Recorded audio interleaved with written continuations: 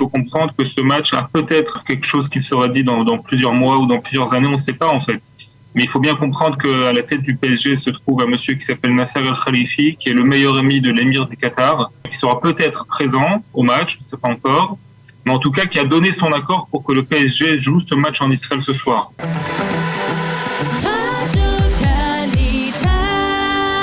Ce soir à Tel Aviv sera joué le trophée des champions qui opposera donc Paris Saint-Germain à Lille. Et pour en parler, nous sommes heureux de recevoir ce matin un fanat de foot. À part l'Aklita, par l'intégration, vous avez d'autres passions alors, Ariel Kandel?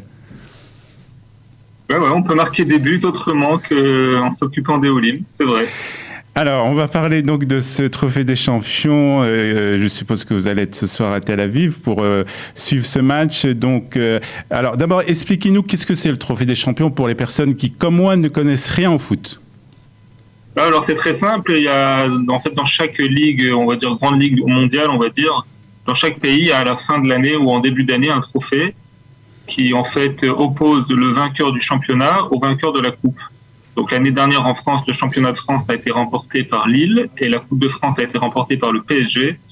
Et donc c'est un trophée officiel, hein, c'est important de le dire, c'est pas un match amical. Et donc il va opposer ces deux équipes. Et alors depuis quelques années, ça se passe en fait en dehors de France, tout simplement pour des questions d'argent, en fait, pour des questions de droits télé, pour faire connaître, on va dire, le football français à d'autres pays. Donc ça a eu lieu au Maroc, ça a eu lieu en Chine. Et là, il y a un contrat de 2 ans qui a été signé avec Israël. Donc, ça aura lieu en Israël cette année et l'année prochaine. Alors, est-ce qu'on sait pourquoi la Ligue de football professionnel a choisi Tel Aviv et Israël plus particulièrement pour jouer ce match et pour jouer aussi l'année prochaine? Alors, c'est un contrat qui a été signé, il faut le dire, hein, il y a plusieurs mois. Hein. Il y a au moins il y a 6 ou 8 mois déjà. Et donc, forcément, on revient aux questions de la pandémie et du Covid-19. Et donc, à l'époque, Israël était très en avance. Aujourd'hui, un peu moins parce que les autres pays ont déjà rattrapé un peu le retard. Mais Israël était très en avance. Et donc, la seule option, on va dire, pour pouvoir, en tout cas, il y a 6 mois ou il y a 8 mois de faire un match de football avec du public, était Israël. Donc, ça, c'est une première raison. Et puis, la deuxième raison, c'est, comme je l'ai dit avant, la Ligue de football française est intéressée à faire connaître son football à d'autres pays pour vendre des droits télé au maximum de pays dans le monde. Donc, ils ont signé un contrat avec Israël. Avec derrière, il faut le dire également, le fameux philanthrope Sylvain Adams qui voit le sport comme moyen de faire connaître Israël dans le monde. Oui, c'est lui qui a financé une grande partie de l'avenue donc de ses joueurs pour ce match de ce soir. Est-ce que la Ligue de football n'a pas été un peu, n'a pas eu peur un peu peut-être de boycott de certains pays concernant ce match ce soir? Non, moi j'ai moi-même rencontré une partie de ces gens.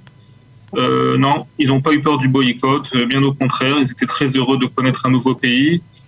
Donc voilà, c'est à Tel Aviv, il faut bien dire que c'est à Tel Aviv et pas à Jérusalem, donc forcément c'est un peu moins compliqué. Mais au-delà de cette question, il faut comprendre que ce match a peut-être, alors c'est bien sûr on peut pas le dire aujourd'hui, mais ça sera peut-être quelque chose qui sera dit dans plusieurs mois ou dans plusieurs années, on ne sait pas en fait. Mais il faut bien comprendre qu'à la tête du PSG se trouve un monsieur qui s'appelle Nasser Al-Khalifi, qui est le meilleur ami de l'émir du Qatar, et qui sera peut-être présent au match, je ne sais pas encore, mais en tout cas qui a donné son accord pour que le PSG joue ce match en Israël ce soir. Mmh. Et donc, peut-être qu'à terme, ce sera le début de nouvelles relations entre Israël et le Qatar. Beaucoup de gens pensent que par le sport, on peut arriver à des résultats en termes des géopolitiques. Et il va peut-être y avoir peut-être, on ne peut pas savoir, mais c'est peut-être le début de quelque chose. Alors, parlez-nous du match un peu de ce soir. J'ai entendu dire que malheureusement, les grandes vedettes du Paris Saint-Germain ne seront pas là.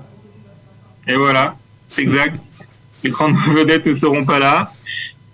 Pour des raisons de vacances, hein, puisque la majorité de ces vedettes ont joué des compétitions internationales, l'Euro pour les Européens et la Copa América pour les Sud-Américains. Donc, pas de Neymar, pas de Mbappé, pas de Marquinhos, pas de Verratti, voilà, pas de Donnarumma, le nouveau gardien qui a signé au PSG, pour ceux qui connaissent un peu.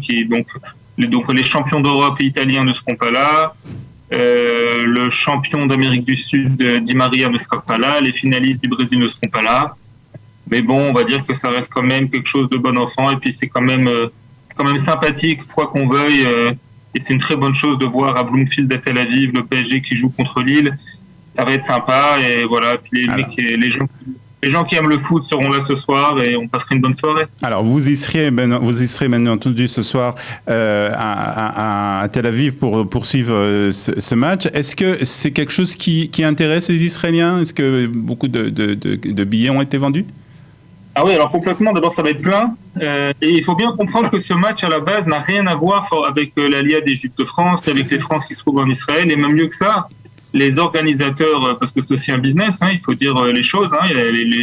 Les gens qui ont acheté ce match, c'est aussi un business en Israël. Et ils étaient persuadés depuis le début qu'ils rempliraient le stade parce que les Israéliens sont avides de football, ils adorent le football international, ils adorent les matchs internationaux.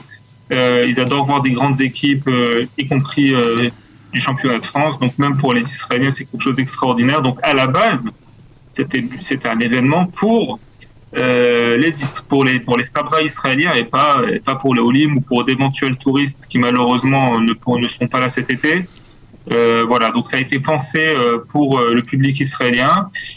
Et voilà, donc on espère avoir un beau match. Et... Voilà, donc ça va être de toutes les manières, ça sera sans doute un bon match. Et puis ça sera surtout la fête du football ce soir à Tel Aviv. Pour terminer, alors on vous écoute, on n'est que tous les deux à parler ce matin. Vos pronostics? La victoire du PSG, Olivier, c'est évident. Évident. Très bien. On verra demain si vous avez eu raison. Merci en tout cas. Et je vous souhaite bon match ce soir. Je suppose que vous serez entouré de beaucoup de personnes pour aller voir ce match à Tel Aviv. Merci Olivier. Shavuot Tov à tout le monde. Shavuot Tov. Merci beaucoup.